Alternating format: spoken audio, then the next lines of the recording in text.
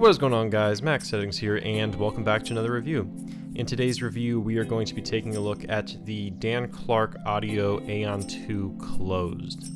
This is the newest offering from Dan Clark Audio, formerly known as Mr. Speakers, but he has decided to rebrand himself to Dan Clark Audio, also known online now as DCA. But anyway, before we get into today's review, I have to give a shout out to a viewer for sending these in for review. If you would like to send me something in for review, you can reach out to me at my contact email in the description below. But without further ado, let's get on into today's review.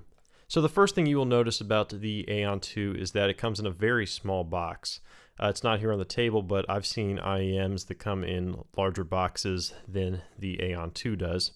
And inside that box you will find this carrying case, which to me almost kind of looks like a carrying case for like a giant, like an Xbox controller or something, maybe like an Xbox Duke controller, like this is where your triggers would be or something.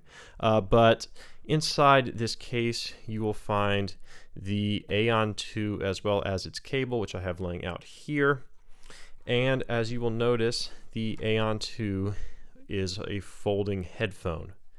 Now this is quite a nice system here, so in case you're wondering how to unfold it, it is as simple as just pull up on the headband and your headphone is unfolded. And when you want to fold it back, just push right back down on it and it collapses. So this is a really nice system for the fold, and I really like that folding system here on the Aeon 2.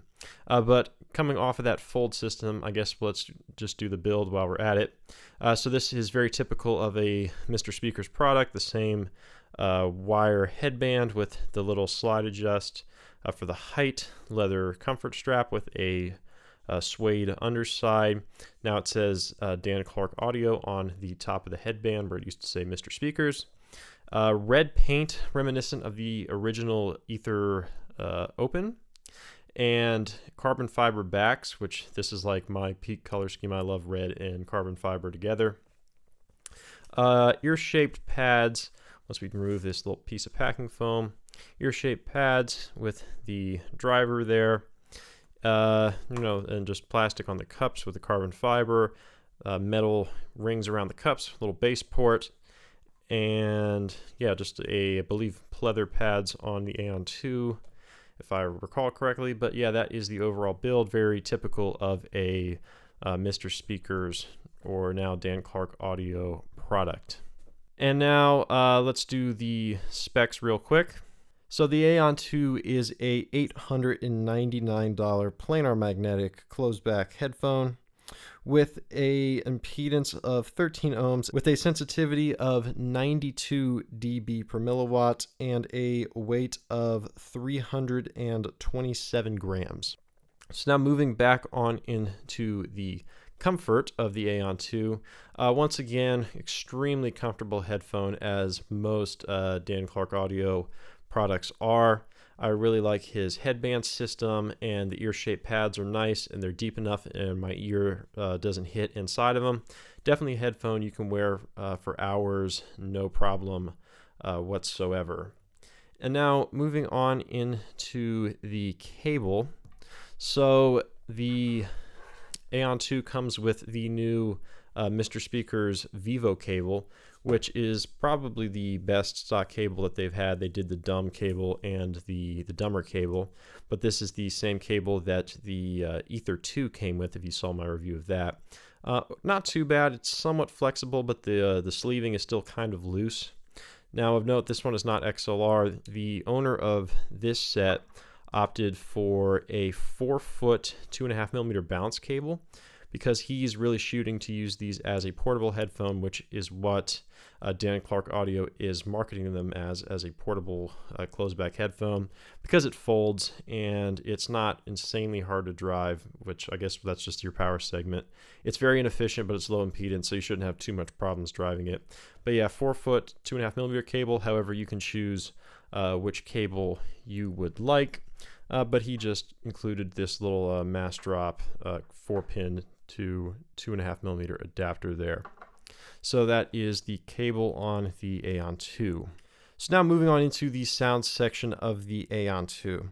So starting off with the frequency response, as we typically do, you have about a 3 dB bass shelf from 20 to 100 Hertz. After that, you have a relatively flat mid bass and lower mid region. And then by the time you reach about 2K, you will start rolling down quite a bit, about, I'd say 7 or 8 dB by the time you get to around 4K. And you have kind of a Odyssey-esque mid cavern there from like 3 to about 6-ish K. Just about a 2000 kilohertz area of mid recession there from about 4 to 6K. Once you hit about 6K, your treble does start coming up, but this is where you get to the biggest problem. There's quite a large 8K-ish treble peak. So you come from this very big mid canyon, and it just comes right back up to a sharp 8K treble peak, which I'd say is about 3 to 4 dB over where your lower mids were. And then after that, the treble kind of drops back off a little bit, down again about a little 3-4 dB for like your 9 to 10K area. So the FR on these is quite odd, to say the least. Kind of Odyssey-ish, just with a bass shelf and a treble peak, a little more mid treble peak, maybe more like an LCD3 or something, not so much that 10K treble peak. And now before we move away from FR totally, we have to talk about the filters. So with this headphone, there are 3 filters included. You have soft black foam, black felt, and it looks like a white felt or like a white cotton type material. Now these are tuning pads that you can insert right into the cup to change the tuning to your liking. Now I tried to measure these, but I don't think the ears measurements of these are really going to show any difference. And a lot of that just probably is more just to do with my not positioning it the exact same every time. So I'll put it up because I did do it, but I don't think that measurement is worth much. Now what I think that these all do is each level, so this is like level 1, level 2, level 3, cuts like 1 to 2 dB off that treble peak and removes like 5% detail. So it's like minus 2 dB, minus 5% detail, minus like 4 dB, minus 10% detail, and then it's just like each one just removes some detail, but also removes the treble peak, which is typically why you don't want to front dampen a headphone, because front dampening pretty much always removes detail from a headphone. So you really never want to try to front dampen a headphone.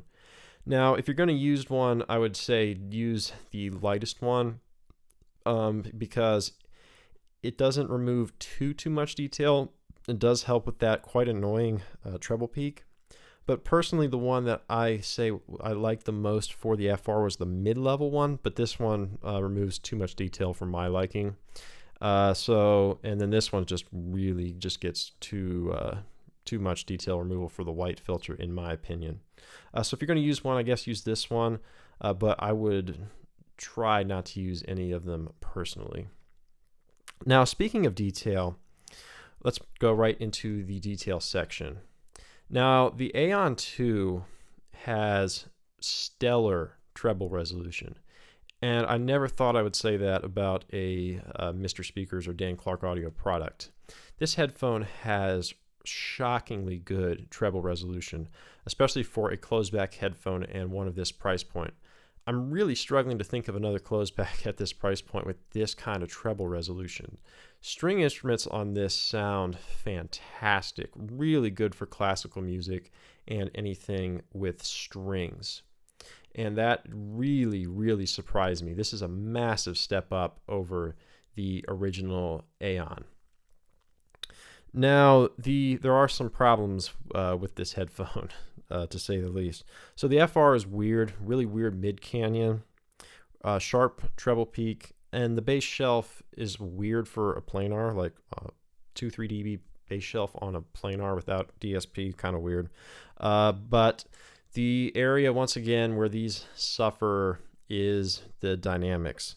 This headphone sounds really good, except when there's bass playing. If you're listening to like orchestral music, it's just like, oh my gosh, this thing sounds amazing. And then somebody hits a drum and it's just dead. It's just like, oh, so close again to making such a good headphone, but marred again by the classic poor bass dynamics, very poor rumble, very poor slam. And I think that's why he did the bass shelf, was to try to give that illusion of slam by just boosting the bass. But it's this classic Mr. Speaker's dead limp bass, in my opinion. Now, one thing I did want to address real quick is I've had a few people say to me that I only care about bass and you only want boosted bass because you mention bass dynamics a lot. And no, that's not the case. You don't have to have boosted bass to have really good bass impact or rumble. I mean, like, look at the HE6. That thing does not have boosted bass. That's very flat bass, and it slams really, really hard because it has good dynamics. And unfortunately, the Aeon 2 doesn't have good dynamics for slam. So that's just something that I wanted to note and address. Now, another thing that is a result of the FR is the soundstage. Now, one of the things that he is pushing with the Aeon 2 over the original Aeon is a improved soundstage over the Aeon 1. Now, personally, I don't think the Aeon 2 actually has much in the way of improved soundstage over the Aeon 1. This is using the dip out your upper mid-range to give the illusion of soundstage trick, which is a tactic that a lot of people use because when you remove a lot of your upper mid-range and your lower treble, which is what this headphone does, it gives this sense of like this emptiness sort of that gives a sense of soundstage. So that is what I think he is doing here with the Aeon 2. And the timbre of this headphone is not horrible, slight plasticky, but not too bad. But the overall tonality of this headphone is one of the best I've heard from any Mr. Speaker's headphone, if not the best. So the Aeon 2 overall, weird FR, really recessed upper mids and lower treble, but really good treble resolution with poor dynamics overall, and a fairly decent soundstage, although it's not exceptionally wide, and it's using some FR trickery to achieve that level of soundstage. So now moving on to the comparison section. This one's kind of a hard one because I was struggling of what to compare this to, because he's really pushing this as a portable headphone, which, I mean, it definitely can be. It folds up pretty small. It's very usable on things like in portable devices, like this is the Ibasso DX160, which drives this thing quite nicely through its 4.4 millimeter balanced output. And the only closed back headphones in this price range that it really competes against would be like the Focal Elegia or the Audeze LCD2 closed.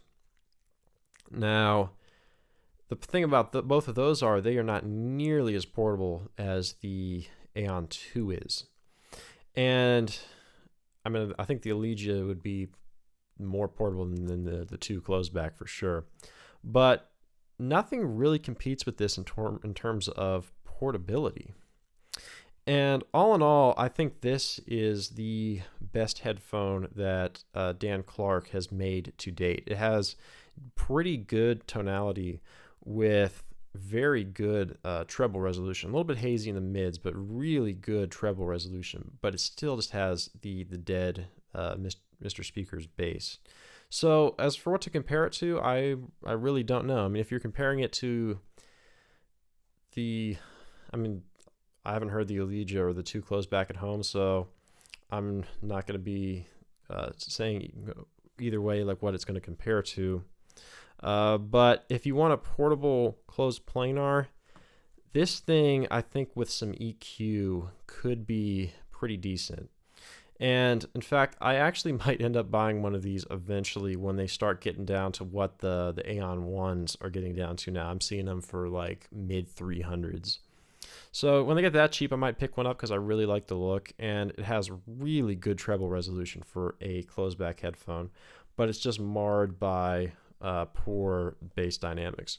But overall, this is the best product that Dan Clark Audio has made to date. I love the design of it. I love the folding mechanism. The comfort's really good. It's not too hard to drive. A decent cable all in all. But with some EQ, I think it could be a lot better than it is. It just has really weird tuning. Just raise up that mid dip, pull down that bass shelf, reduce that treble peak a little bit, and I think you'll have a fairly decent headphone all in all.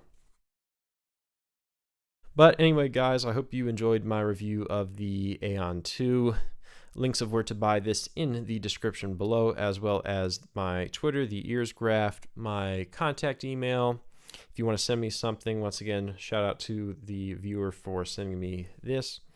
And all other relevant information will also be in the description below. But anyway, guys, I hope you enjoyed my review. Look forward to seeing you in the next one. Bye.